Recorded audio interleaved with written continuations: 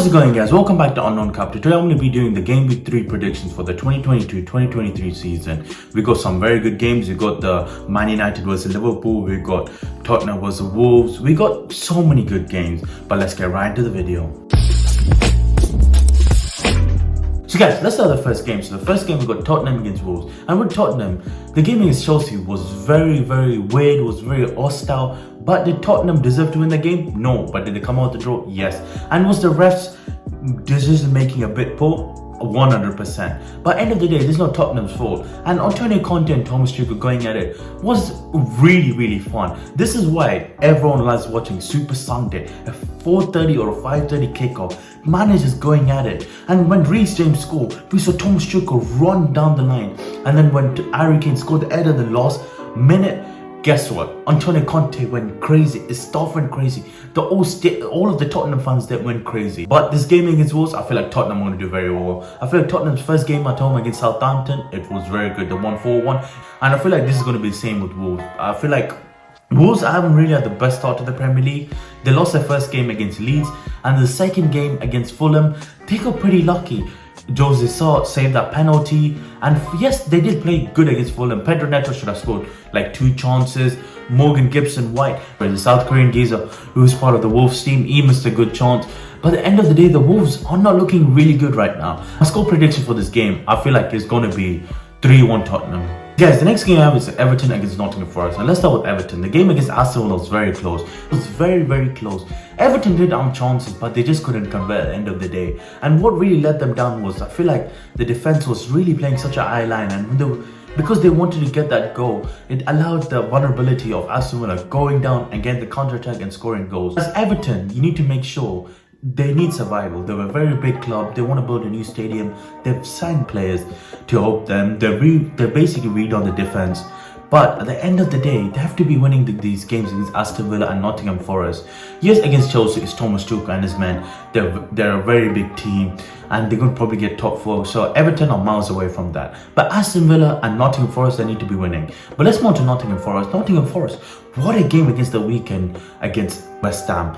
Dean Henderson, this man who's come on loan from Man United, saved a penalty, saved endless amount of shots.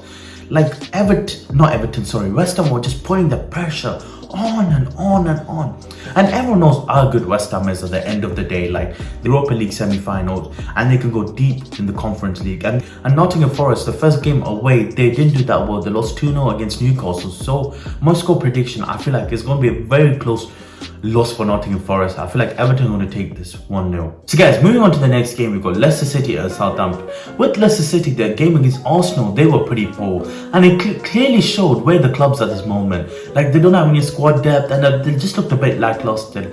And you could see how well signings have actually helped Arsenal. The likes of Shevchenko and Gabriel Jesus has really helped them, because last year this would have been a game where Leicester could have won or maybe even drawn. But this year, Arteta and his men just absolutely spanked Leicester City. Yes, Leicester got 2 goals, but I feel like it was just moments of switching off, and where Leicester actually just counter-attacked and helped them. And you could really see how they haven't signed anyone this summer, and seeing Ricardo Pereira injured, Soyuncu not being the best man. And yes, Johnny Evans is a good man, but this man has really overdone, and he's not. Once upon a time, he was at Man United, and I feel like he's actually overachieved, which he has at Leicester. So with Leicester, I feel like they need to unload some players, which are like Fofana, who Chelsea really interested in. But at the end of the day, I feel like if Leicester don't go and sign players, it's going to be a very tough season. I don't think they'll break into top 10. But moving on to Southampton. Southampton did very good business this year, and end of last season, they were pretty poor. They were just losing game after game after game. But this year, they can't be doing that. And against Leeds, they conceded 2 very early goals. And it was basically catch-up game. And when I was seeing the highlights for that, Southampton were putting all the plays up front. But that could have easily gone wrong. Like if that was against Tottenham, they tried that, but Tottenham just overrun them. But I feel like both Leicester City and Southampton are on the best point in the first 2 games, so I feel like this is going to be a 1-1 draw. So guys, the next game I have is Fulham against Brentford. And with Fulham, the first game against Liverpool was unfucking believable. Everyone's remembered that 2-2 draw where Mitchell put both Virgil van Dijk And literally all of the Liverpool defense on skates. He was like running directly at them and really showed like how good Mitrovic can be. And if he really does really well, like I feel like he could be a Premier League great. If he moved to like any of the top 6 clubs, he could actually get so many bloody goals. But people just don't rate Mitrovic because everyone calls him a championship merchant and everything. And in the game against Wolves, they should really convert the penalty to allow them to win, and actually could have been on 4 points from 2 games. And these games against Wolves is so crucial because if they want to stay up in the division, facing the likes of Man City, Arsenal right now, Chelsea, Tottenham, all of them are looking so good. So those games are pretty much a loss. Brentford, another London derby.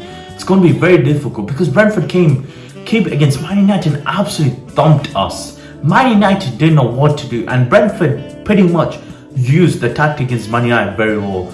Like everyone knows that against Lisandro Martinez, that he's 5'9", so they're just going to thump in balls into the box, and they could just use the headers. And Man United just looked so poor, and it wasn't Brentford's fault at the end of the day. They just executed the game plan and it worked.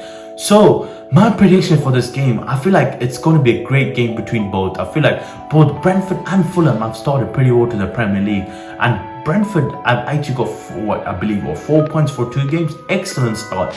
Everyone thought that Thomas Frank's men are going to do as well, but winning 4 against Man United clearly proved that wrong. So my score prediction for this, I'm going to say 2-1 Brentford. Hey guys, the next game we got Crystal Palace against Aston Villa. If I was Crystal Palace, I would be disappointed that they didn't come out with 3 points at Anfield. I feel like they overplayed and overworked Liverpool. And yes, Liverpool have quite a bit of injuries. A lot of players are missing. And Darwin Núñez is getting red carded. It's not looking good for them against Man United on Monday night. But we're going to move on to the game a bit later. But Crystal Palace should have really won that game, I think. At least 2-1 minimum. And Luis Diaz was just a moment of excellence. And I feel like if it was Palace, I would be biting myself and just punching myself in the knee that we didn't win. Like, we didn't get that 3 points, which is going to be really crucial because they could have been 4 points from 2 games, but now they're only 1 point from 2 games. But let's move to Aston Villa. Aston Villa, the first game of the season, they were very poor against Bournemouth. Bournemouth absolutely overworked them, outdone them. And with Aston Villa, they have some really good bowlers. But in the second game, they got the job done. Yes, it wasn't the most prettiest game against Everton, but at the end of the day, it doesn't matter how you start, how you start. It's just how you end and how you win. It doesn't have to be pretty. You don't have to look like Man City or Arsenal or like any of the top 6 teams right now, non-Man United included. Or like it doesn't need to look pretty, but at the end of the day, it got the job done. And I feel like this game, Crystal Palace are gonna win. I feel like they played so well against Arsenal and the Scousers. So my score prediction for this game, I'm gonna go 3-1 Crystal Palace. So guys, let's move on to the next game. So the next game is Bournemouth against Arsenal. And with Bournemouth, what a great start to the season, being Aston Villa 2-0. But the second game, everyone expected it. It's Man City at the end of the day. Like, look at the players there. Man City losing all the players, but even then, actually going out there and just absolutely dismantling Bournemouth. And if I was a Bournemouth fan, I wouldn't think too much of that game because it really shows it's Man City. They're the champions. They can pump money into the club endlessly. And they have a great manager in Pep Guardiola, and Haaland, Kevin De Bruyne, Phil Foden, Rodri, João Cancelo. It's just an unfucking believable team. And it's understandable if a team which has recently come up to go and lose to against them I wouldn't take it to the heart. But against Arsenal, I feel like it's going to be the same thing. Arsenal have done so well in the first game to go and beat Crystal Palace 2-0. This next game to go and actually dump Leicester City 4-2. And Arsenal looked so convincing the whole game, and Gabriel Jesus should have really got the hat-trick and should have really got me the FPL points. At the end of the day, it's going to be a very tough game for Bournemouth. I feel like they need to go and beat like the bottom 10 teams in order for them to stay up, but the top 10 or even the top 6 teams is going to be a very tough thing for them.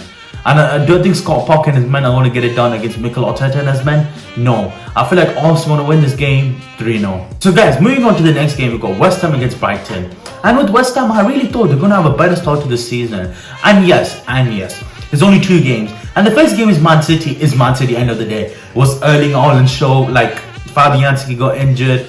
But in the second game, I thought they were really going to go out there and beat Nottingham Forest. And yes, Dean Anderson saved everything. as the Arsenal fan TV guy said, he could have saved the fucking Titanic, and I feel like Dean Henderson could have saved penalties, saved numerous amounts of shots. As West Ham, if you want any chance of getting Europa League, or I don't think they're going to get Champions League, but if they want any chance of getting Europa League this year, they need to make sure that they actually go and beat teams like Nottingham Forest. And I feel like this game against Brighton is going to be a very, very tough game. Because with Brighton, in the first 2 games, they've beaten Man United 2-1. And the game against Newcastle, I knew it was going to be a very, very close game. Because it's Graham Potter against... This is going to be a very tough game for West Ham. Because Brighton are looking unfucking believable. Something just telling me inside that Brighton are going to get a 1-0 victory. Guys, let's move on to the next game. So the next game, we've got Leeds United against Chelsea. And with... Okay, 3, 2, 1, go. So guys, let's move on to the next game. So the next game was Leeds United against Chelsea. And let's start with Leeds United. Leeds United, the first game of the season, did very well to beat Wolves. I believe they won 2-1. But in the second game, they bottled it. Like, it really showed, like, Jesse Marsch and his men did very, very well to score the first 2 goals. But after that, the defense let them down once again.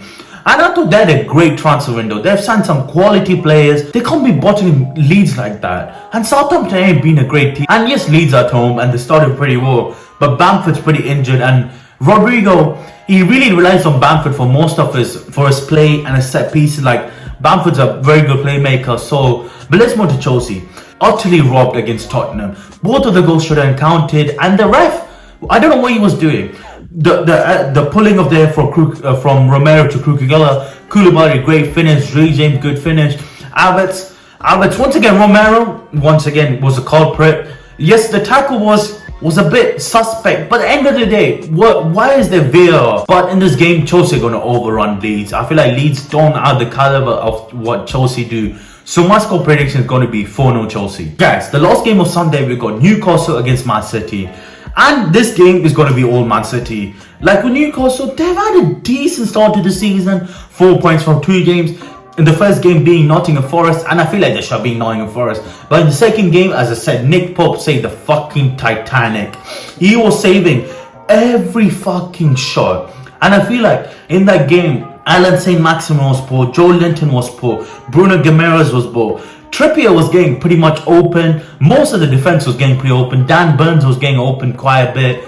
And this game against Man City is going to be very tough. Man City, look at the start of the season. They beat West Ham, beat Bournemouth 4-0, and didn't even concede a goal yet. But at the end of the day, it's the Premier League. Anything can happen. But I feel like it's going to be a close game. I feel like Man City will basically just about edge it because of the quality with the 1-0 victory. So guys, let's move to the last game of game week 3. We got a very important historic game between Man United and Liverpool. And this game is very important for both clubs because both clubs then had a great start. Yes, Liverpool only 2 points ahead of us. And they've done pretty well. They've not conceded as many goals as we have. We've conceded what? 5 goals with a -5 goal difference. Actually -6 goal difference. Where Liverpool, I know it's bad. But it's not great stuff from both of us. But let's start with Man United. The first game is Brighton. Okay, it's understandable. It's the first game of the season. We were flat-footed and we should have really drawn that game. But the second game against Brentford, this thing about it is just pissing me off. To go down 4 goals against Brentford, I feel like it was one of the worst moments in Man United history. I couldn't pinpoint who was wrong with it. Like, yes, Eric Ten Hag was a bit naive and he thought that the Man United quality could outwork Brentford. This man clearly didn't understand that. But now, I don't know who to blame, who's the thing, except the board. Like, we've had, 4 managers come in? Every manager knows that there's so many problems behind the scenes. And now, any managers can't really do anything. And the way the board has run the club is disgusting. It's shown where the club is at this moment, at this point. And I feel like against Liverpool, it's going to be even worse. I feel like Liverpool are going to overrun us with all the thing. And yes, Liverpool, I know, been started the best. Yes, they drew the first game and sure really lost the second game against Crystal Palace. But at the end of the day, Man United are going to get thumped. And hopefully, there's no fucking fans in the fucking stadium. Because I know that there's going to be a protest where Glazers have run this club to the absolute fullest. They bought this club on £600 million worth of debt. And let me guess how much debt there is still? 600 million. This is where the club is. And at the end of the day, I feel like Liverpool are going to win this game. And they're going to thump us 4-0. Thanks for watching, guys. Hope everyone enjoyed the video. Guys, please do the usual. Like, subscribe, comment, share it to your friends, share it to your grandma, share it to your dog, share it to your cat, share it to your monkey. whatever you want. But guys, please put all your Game Week 3 predictions in the comment section below, and I'm gonna reply to it. Like, tell me what I said wrong, what I said right. And yes, I'm sorry to go on a run about Man United, and I'm pretty certain that Man United are gonna lose 4-0 at the end. But guys, thanks for watching. I hope everyone enjoyed the video, and I'll see you later. Peace.